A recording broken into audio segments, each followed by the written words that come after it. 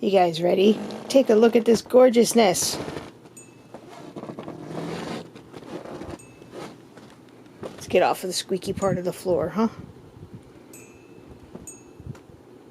Alright, so this is the last color I did on the blanket, and I got one more color block to go. I'm using that pink right there.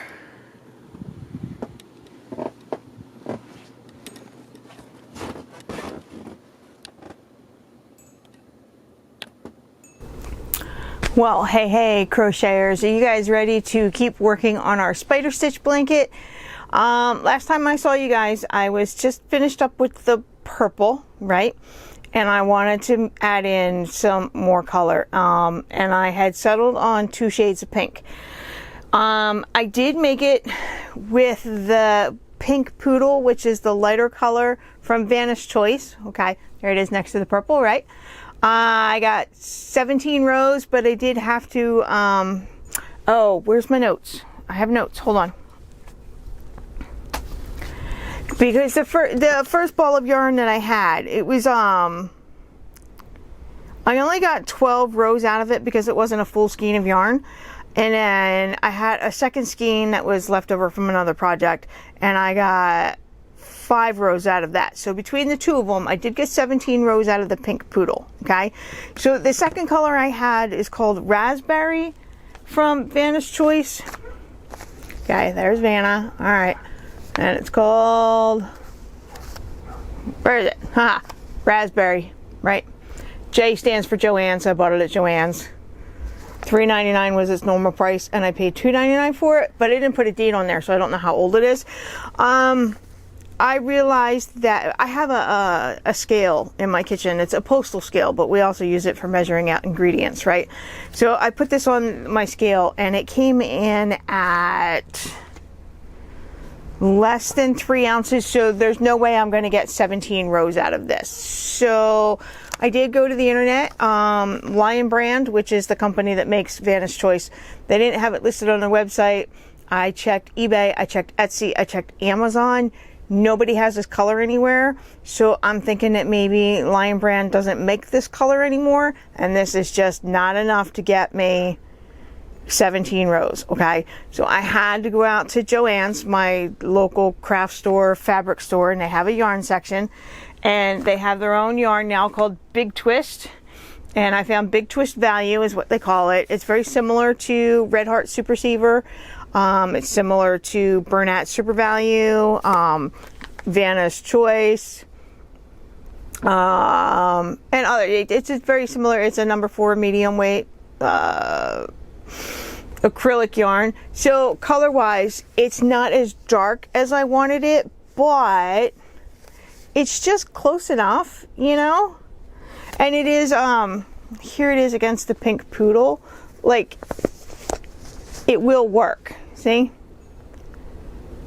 So this is going to be my last color of the blanket. They call it magenta. So it's going to be my last color. I'm hoping to get 17 or 18 rows out of it, which I will, because it is like a 6-ounce skein of yarn.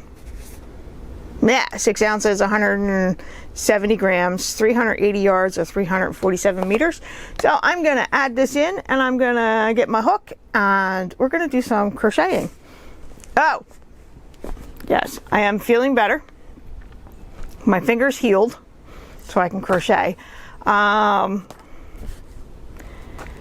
My husband, between the 2 of us, the refrigerator is fixed. It's not a proper fix, but it's a workaround, so our refrigerator is fixed. So, yay! Life has been busy, and it's been crazy, and some days I feel like I'm drowning, but I still keep doing and going. But, alright, so my birthday was like 2 weeks ago, right? My youngest, with the dad jokes, okay, created a joke for me for my birthday. We have a whiteboard down in the kitchen, and it's been on the whiteboard, and I've been meaning to give this joke to you guys, but I just kept forgetting because I wasn't feeling well. So, crochet joke of the day, courtesy of my 17-year-old. What do you call an unmarried stitch? A single crochet. There you go. There is your crochet joke of the day. I love it. Dummy me, I didn't charge my battery, so I'll only get 20 minutes of, but we'll do the best that we can. I do have a secondary camera that I can use when the battery dies on that one. So let's get you guys turned around and add in some yarn and get to crocheting. Oh, spider stitch. We all know the spider stitch. We all love the spider stitch. That's why we're here, right? It is a single crochet, chain one single crochet in the same space. So when you do that in your chain or your first row, when you go back on the next row, you do all of your spider stitching in the chain one space of the spider stitch of the row before. I hope that makes sense. I have timed myself on how long it takes to do a row. In the early stages of the blanket, when it's not so big to be turning around and flipping over on my lap, it was 8 minutes and 7 seconds. And then I just did it a couple days ago while I was working on this pink poodle shade of pink. Pink poodle shade of pink because it's called pink poodle. Where did I write it down?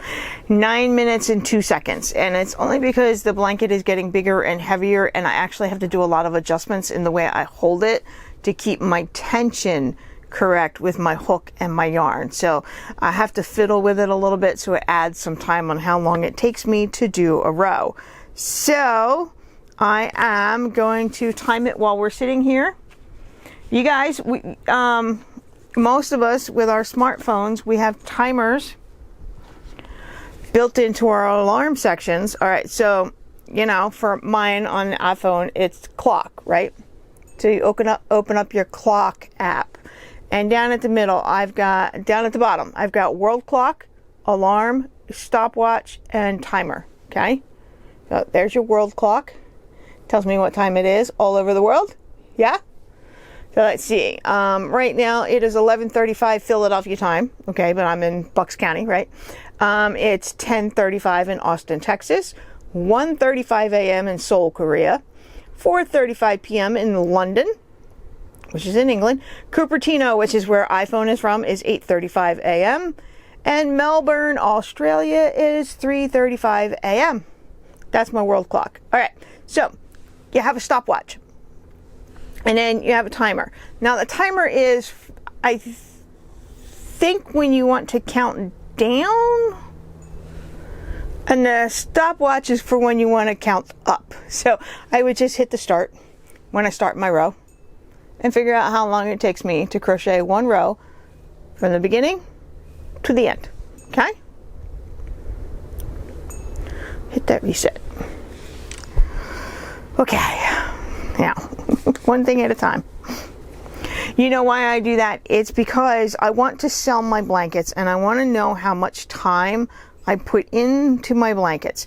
So I check the time on the rows in the first part of the blanket. Like the first third of the blanket, I will see how long it takes me to crochet a row.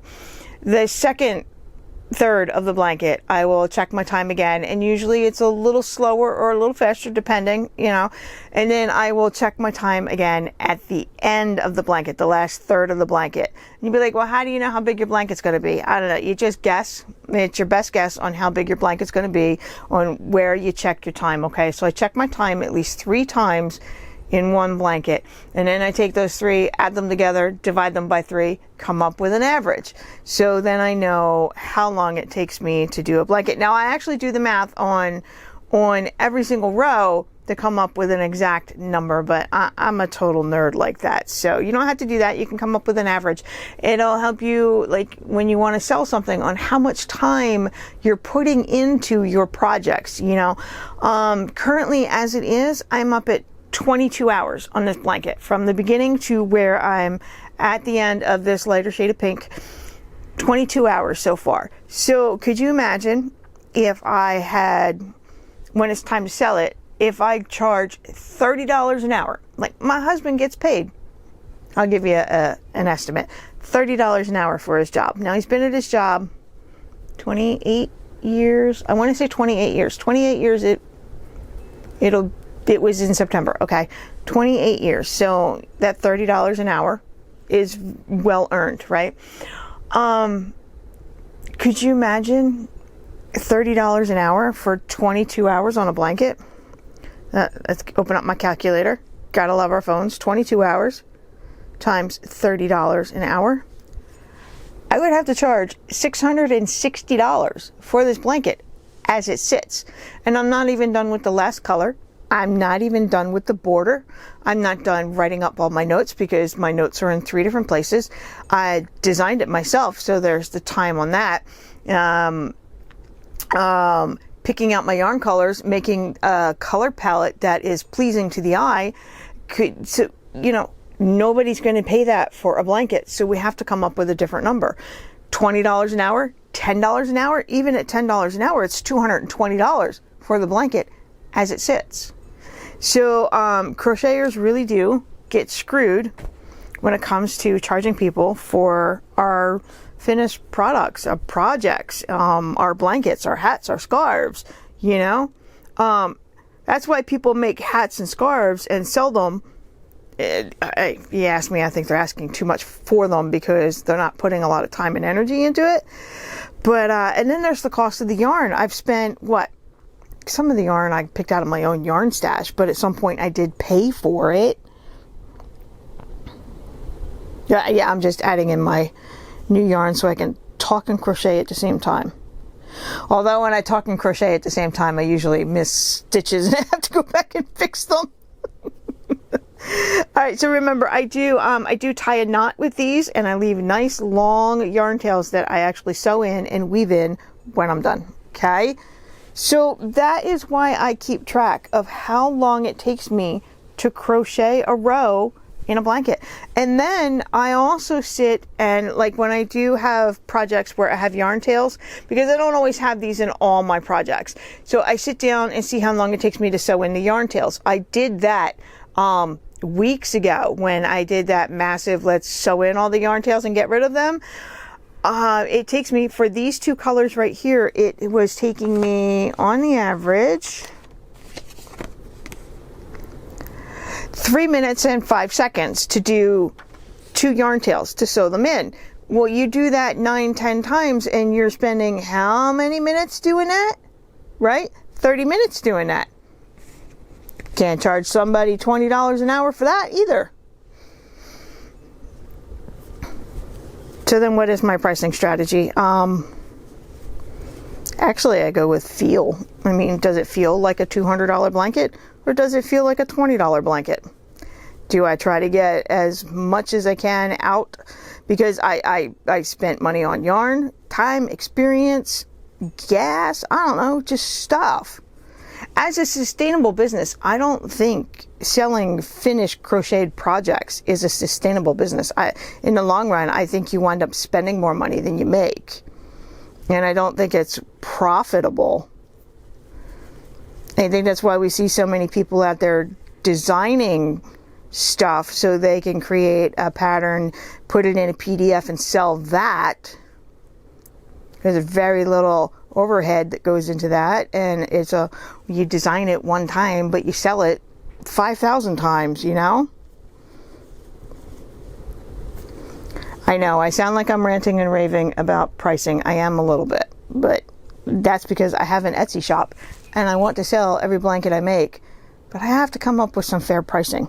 So if you guys have Etsy shops or you do a lot of shopping on Etsy, what do you think is a fair price for a blanket?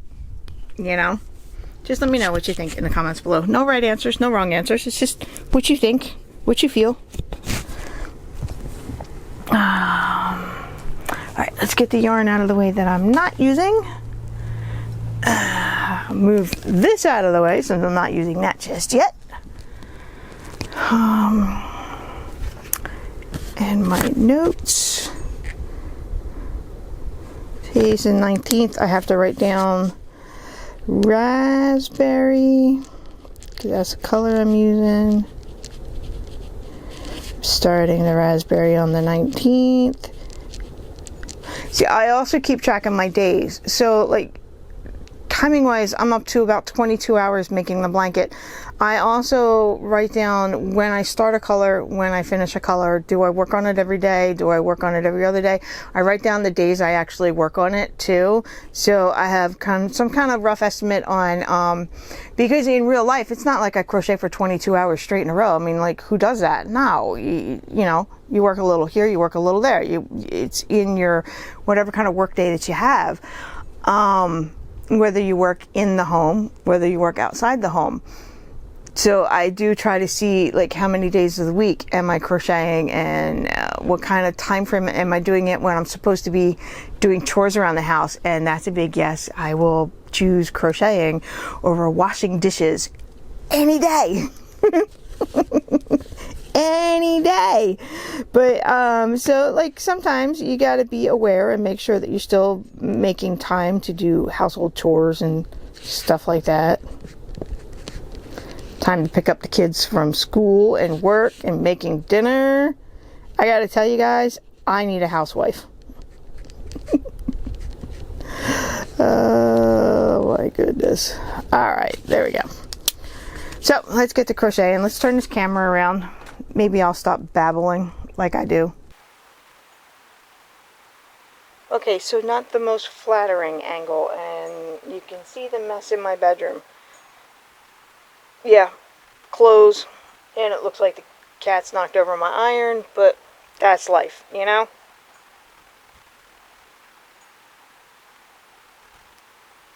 So there we go. I added in my darker shade of pink, which is called Raspberry. This is Pink Poodle. I'm using a size I crochet hook, which is a 6mm.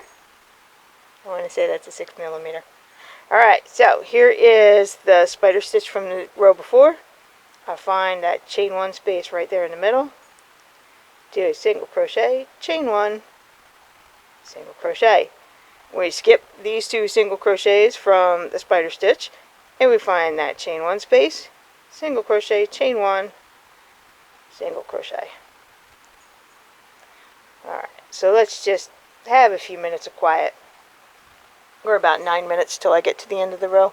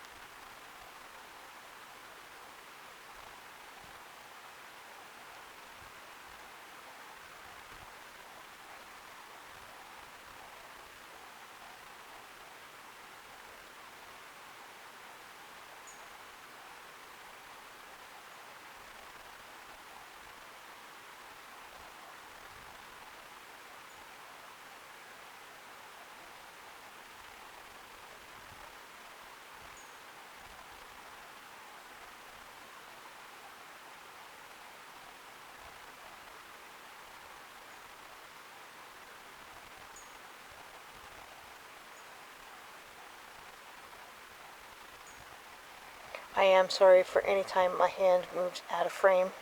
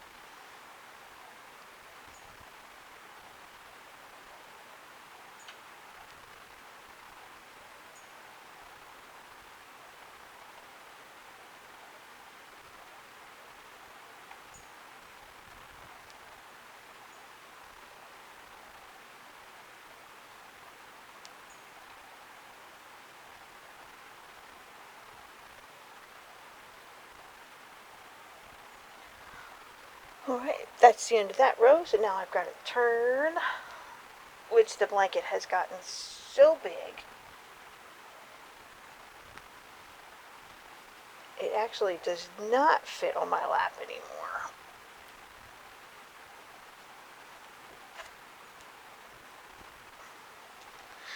Here, let's show you guys what it looks like, right?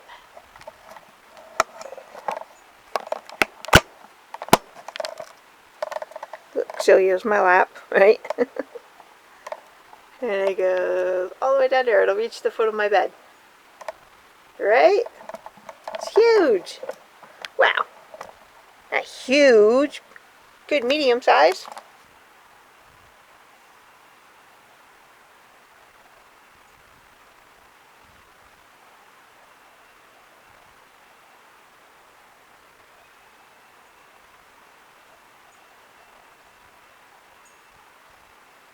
Chain 2. I like the chain 2 at the end of every row because it creates this texture along the edge in case you don't want to put a border on the blanket or edging or trim, that this chain 2 and turn and never use it as a stitch creates a wonderful edge, and I love it. Lots of texture in the spider stitch blanket.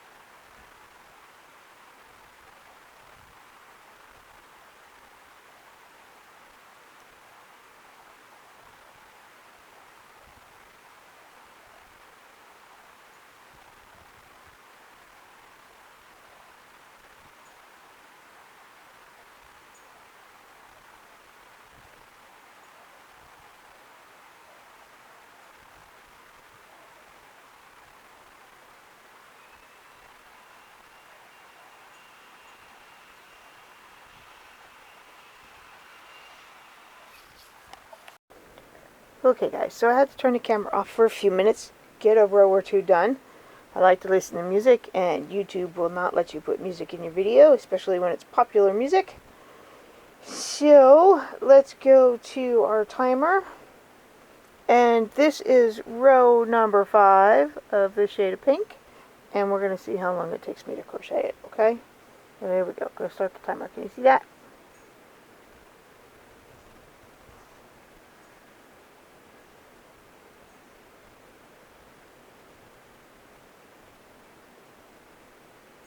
Yeah, don't worry. I will adjust for the fact that I'm using the timer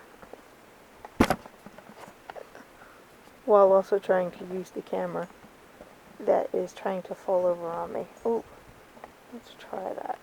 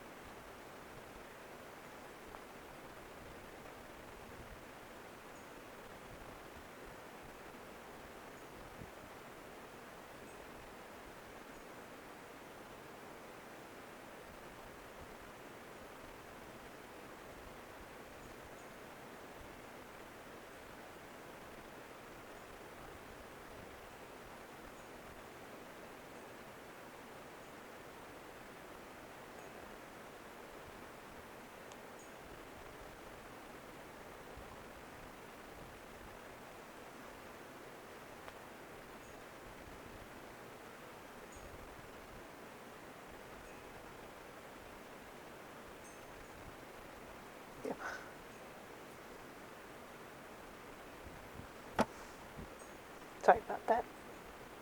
Got into a groove. Okay guys, I stopped the timer at 8 minutes and 20 seconds. So that seems to be about the average. The last time I timed it, it was 9 minutes, 2 seconds. And before that, it was 8 minutes, 7 seconds, I want to say. So, I mean, it's about 8 minutes a row. And even if I take off the 20 seconds for when my camera fell and I had to do adjustments twice, you know, about 8 minutes a row. So, there we go. And we're going to reset that. Go back to my alarms. And alright, so let's lay this blanket out and take a look and see where we're at, huh? Alright, here we go. So, my two earlier shades of pink, light and dark. We're going to measure it, see how wide the blanket is. My two shades of blue and orange, green, purple, and we're ending on 2 shades of pink. And you see, I have a king size bed, okay? So it is fitting just on my side with a little bit over to my husband's side. And lengthwise it is hitting the foot. And let's see, it'll go up to my pillows. Yeah, almost to my pillows. So it should, when I'm done with the pink, touch my pillows. And then when I put the border on it, it'll add a little bit more length. So maybe it's turning out to be like a twin size. For like a twin bed, or what we call single beds. I know, they're both singles and twins at the same time. Fulls and doubles. Queens, kings. Alright, so let's see how wide we are so far. Alright, and we don't stretch out the tape measure, because we don't stretch out the blanket. Stretching it out is actually not the best way to get measurements for it. And I got a little bit over here on the side, so 49.5 inches wide. That sound about right? Ah, she's gorgeous. Okay, my friends, I am going to have to end this video here. There's a pinch going on my shoulder, so it's creating pins and needles in my hand. So I need to take a break from the crocheting. So that is 5 rows that I got done of this shade of pink, which I'm liking it. I wish it was a little darker, but it's okay. It was close enough. So we see that the blanket is 49 inches, 49.5 inches wide, roughly. How tall is it going to be? I don't know yet, because I'm not done with the pink. And the border will add more to it. Okay, so why am I so obsessed about time and keeping track of the time on how long it's taken me to make this? Because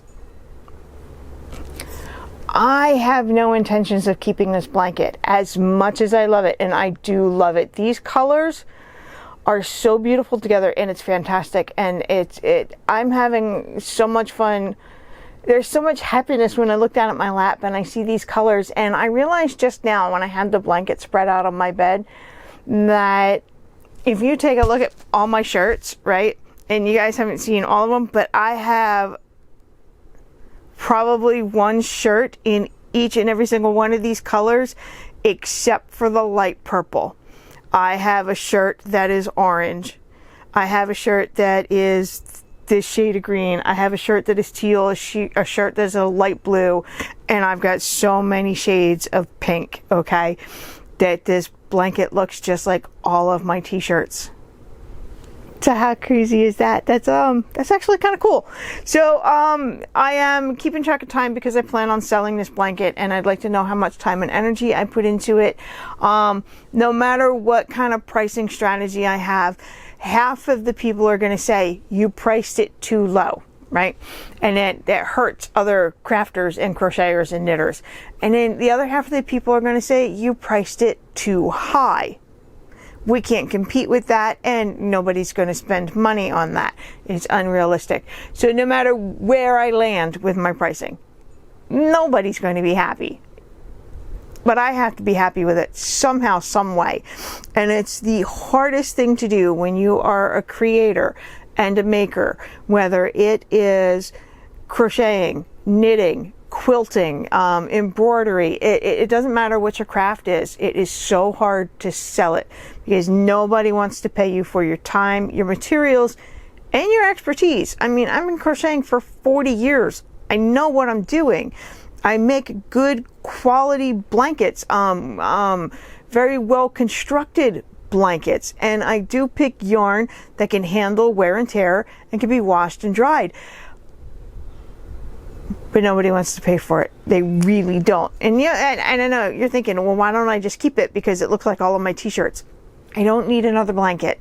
As a crocheter, I make blankets so darn fast. I cannot keep them all.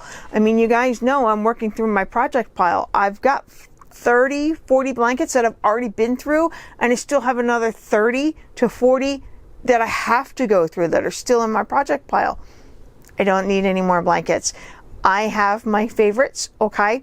And I am now learning how to keep my favorites because damn it, I'm worth it. I'm allowed to keep it. I don't have to give it away. I don't have to sell it. That's the other thing. People are always like, give it away, give it away, give it. No giving it away. When I was younger, yes, I made blankets for family members and I gave them as gifts. But no, not anymore. Nope. So I'm going to have to come up with a pricing strategy. So I'm curious as to what you guys think. Do you guys go shopping on Etsy? Do you look at other crafters, crocheters, knitters, quilters? Do you see what they're charging? Do you agree with what they charge, or do you disagree with it? Let me know down in the comments below. Do you sell your own stuff? You know, like I have an Etsy shop, but I neglect it and I don't actually list anything in there because I'm terrified, because I'm always afraid nobody's going to buy it. So there's that. And then the whole thing with people complaining about the pricing, there's that, because no matter what you do, somebody somewhere is always complaining about something. I work really hard to make sure I don't do a lot of complaining in my own life, just in general, because everybody does it, and I don't know. So I have a book called Around the Corner Crochet Borders by Edie Ekman. I figured I would take a look and see if there was anything in here that I would like that would go well with the spider stitch, that would highlight the spider stitch, okay, but not overtake it and overwhelm it and make the border, you know, the star of the show. I want the spider stitch blanket to be the star of the show. So, you know, I've been thinking I need a break from single crochets. I think the double crochet is a little too tall. It won't give me the look that I want.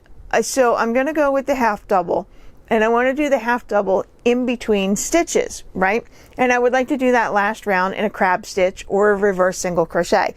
But as I was flipping through the book, I found a border in here that's so similar to what I already want to do. And that's the other thing. There is nothing new in crocheting. All the stuff that people are coming up with today, I have seen it in the 70s and in the 80s and in older publications that my grandmother had or whatever. There is nothing new in crocheting. We are just recycling old ideas and putting a new spin on it.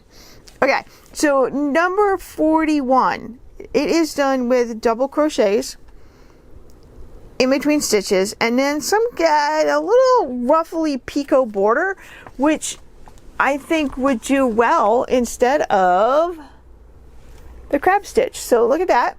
These are, the first round is single crochet, which I would do that too. And then the second round is double crochets. And then this round is double crochets in between the stitches here. So you don't work in the top loops of the double crochet, you work in between each double crochet. And then the next row is double crochets. And this is some kind of picot-ish type border, if you guys can see that graphic there. So this is already very similar to what I'm doing, okay, and I like the way they did the picot border. So I'm already doing this, but in half doubles, and I think I'm gonna, this last row right here, I think I might borrow that and do that on my blanket, which when we get to the border I will show you. And I kind of like the way they did the corner. They did 3 double crochets in the corner on the first round, and then they did 2 in between, and then a chain. Oh no, they didn't even chain. They did 2 and then 2 more, and then the next round. So I like the way they did the corners here. Thinks it gives it a really good solid look, you know? I like that. So it's between what I've seen in here and what I know, what I already want to do. So that's my border. And I'm hoping to start the border next Sunday, because we've got to get this blanket finished up. Maybe you guys are making it for a gift for Christmas and giving it away. That would be awesome. I'd like to get it listed and sold as a Christmas present, you know? So I got to get the border done. And because I'm still working on a Christmas tree skirt for my own Christmas tree in woodland colors with those shades of brown and tan and beige and creamy white. So I'm still working on that. And then I've got an idea in my head to do, I like the look of the new garland that they have out at stores these days, where it's like little pom-poms and on a string, and you either, you know, you can put it on your tree or you can hang it on your fireplace mantle or whatever. I have a whole set of bookcases downstairs that I think that kind of garland would look really neat on. And I'm thinking of making a crocheted version, which I have pom-pom makers somewhere in my pile of stuff. I have pom-pom makers. I have to go find them. And then I can crochet the string or whatever and make my own set. So like, I'm always working on my next project, but even when I'm working on 2 projects, I can also be planning the next one. And it's crazy how fast my mind moves, and it's why I always try to take a break at some point, because I gotta slow it down a little bit. So yeah, I think that's it for today. Don't forget to keep tagging me in your Instagram so I can see your pictures. You can send them to grannysquarepeg@gmail.com. You can go to Facebook and you can send me a message there. But I would love to see more of your blankets, and because I think they're fabulous. I think mine's fabulous. I think you guys are fabulous in general. So before my battery gives out, that's why I keep looking here. It lets me know when my battery's dying. I think that's it for today. Yes. Ooh.